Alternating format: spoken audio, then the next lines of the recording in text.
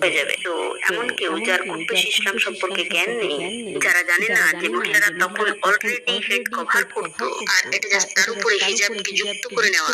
এটা নয় যে তাদেরকে হেড কভার করতে হবে না। সহজেই তাদের এইভাবে পথভ্রষ্ট করা যাবে। তো তারা এই ধরনের কাজ করতে আমাদেরকে শেখাতো। কিন্তু এটা করতে গিয়ে আমাকে কোরআন পড়তে হতো, আমাকে হাদিস পড়তে হতো। আর আমি কোরআনের ভালোবাসায় পড়ে গেছিলাম। আমি কখনোই আমার এই কাজটা আমার ইউনিভার্সিটির বাইরে পর্যন্ত করিনি। কারণ আমার থার্ড ইয়ারে আমি মুসলিম হয়ে গেছিলাম। আমি জানতাম সেই মানুষটিকে যিনি আমাকে নিযুক্ত করেছিলেন। আর আমি জানতাম আমার প্রফেসরদিকে, যাদের সঙ্গে আমি কাজ করেছিলাম। বাকি আর কাউকেই আমি জানতাম না। আমি যেটুকু জানতাম যে তাদেরকে পেমেন্ট করা হতো তাদের সমস্ত কাজের জন্য। তারা অলরেডি ঠিক করে রেখেছিলেন আমার জব আমেরিকান এম্বাসিতে। আর তা বলবৎ করা হতো আমি ইন্টারন্যাশনাল ল নিয়ে গ্র্যাজুয়েশন করলেই। তো সম্ভবত ৭ বছর মতো আমি এই লাইনে ছিলাম।